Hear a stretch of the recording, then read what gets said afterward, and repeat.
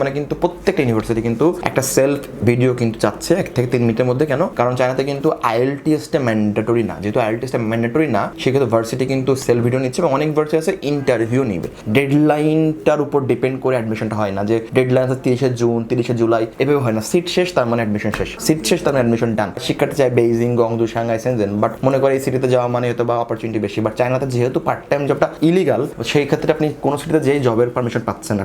That means বড় সিটিতে যাওয়া মানে দুইটা ডিসঅ্যাডভান্টেজ, এক স্কলারশিপ পাওয়া যায় না, সেকেন্ডলি হলো যে লাইভ আপনার হচ্ছে এক্সপেন্সটা বেশি হয়। চীনের উচ্চশিক্ষায় 2026 সেপ্টেম্বর ইনটেকে ব্যাচেলার প্রোগ্রামের ক্ষেত্রে এখনো সুযোগ আছে কিনা, বা ব্যাচেলার প্রোগ্রামে আপনি এখন অ্যাপ্লিকেশন করতে পারবেন কিনা। আমরা অনেক শিক্ষার্থী আছি যারা অলরেডি সেপ্টেম্বর ইনটেকের প্রসেসিং শুরু করে দিয়েছে এবং আমরা আলহামদুলিল্লাহ অনেক শিক্ষার্থী অ্যাডমিশন লেটার JW2 অলরেডি পেয়ে গিয়েছি। বাট এখন অনেক শিক্ষার্থী হয়তো বা ভাবছি চায়নাতে সেপ্টেম্বর ইনটেক ধরার জন্য, বা এখনো সময় আছে কিনা, আবেদন করলে অ্যাডমিশন আসবে কিনা, সো অনেক কনফিউশন। বাট যদি বলি সুখবর হলো এখনো কিন্তু আপনি চাইলে লাস্ট মোমেন্টে চায়নাতে সেপ্টেম্বর ইনটেকের ব্যাচেলর প্রোগ্রামে অ্যাডমিশন নিতে পারবেন। তবে কয়েকটা ট্রিক্স আপনাকে ফলো করতে, যদি আপনি ট্রিক্সগুলো ফলো করতে পারেন তাহলে কিন্তু আপনার অ্যাডমিশনটা মোটামুটি চলে আসবে। যদি ট্রিক্স ফলো করতে না পারেন তাহলে হয়তো বা টাইম ডিলে হবে, বা হয়তো সময় নষ্ট হবে। সো প্রথমে যদি ট্রিক্স বলি যে আপনার প্রোফাইল এখন টোটালি রেডি করে রাখতে হবে, লাইক আপনার passport, all academic certificate, marksheet, যেটাকে ট্রান্সক্রিপ্ট বলি আমরা, দেন একটা ফটো, সেলফ ইন্ট্রোডাকশন ভিডিও। বর্তমানে কিন্তু প্রত্যেকটা ইউনিভার্সিটি কিন্তু একটা সেলফ ভিডিও কিন্তু চাচ্ছে 1 থেকে 3 মিনিটের মধ্যে। কেন? কারণ চায়নাতে কিন্তু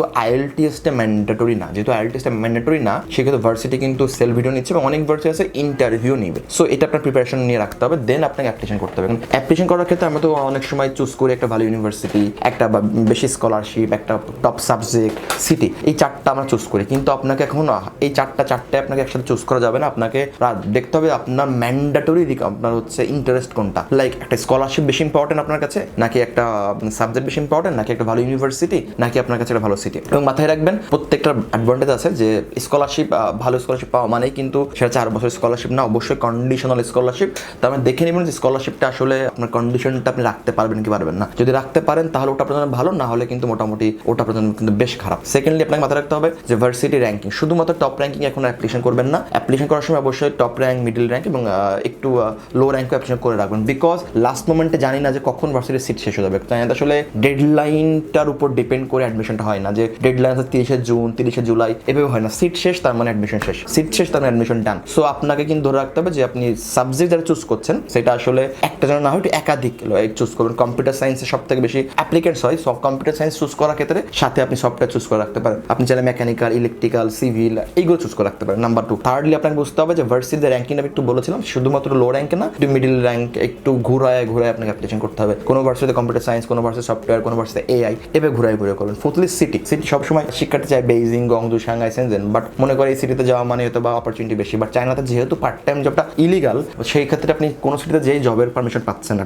দ্যাট মিনস বড় সিটিতে যাওয়া মানে আমি আর মনে করি দুইটা ডিসঅ্যাডভান্টেজ, এক স্কলারশিপ পাওয়া যায় না, সেকেন্ডলি হলো যে লাইভ আপনার হচ্ছে এক্সপেন্সটা বেশি থাকে। অন্যান্য সিটিতে যে এক্সপেন্সটা 8 থেকে 10,000 টাকা ভরে, সেটা বড় বড় সিটিতে হয়তো সেটা 20,000, 25,000, 30,000 টাকাও লাগতে পারে। সো বেটার এই সময় চুজ করা যেসব সিটি একটু নিয়ার, এইসব সিটির ক্ষেত্রে যেগুলো আদর্শ আমরা সিটি বলি, যেমন হাংজো বলতে পারি, ন্যানজিং বলতে পারি, শ্যাংডং, চংশিং, এইগুলো মোটামুটি খুব ভালো সিটি, এগুলোকে আপনি চুজ করে রাখতে হবে। দ্যাট মিনস এখন এই মোমেন্টে সবথেকে বড় কথা হলো একটা অপশনের উপরে ফোকাস করে থাকবেন না, অলওয়েজ ট্রাই মাল্টিপল অপশন। আপনাকে অপশন দিতে হবে।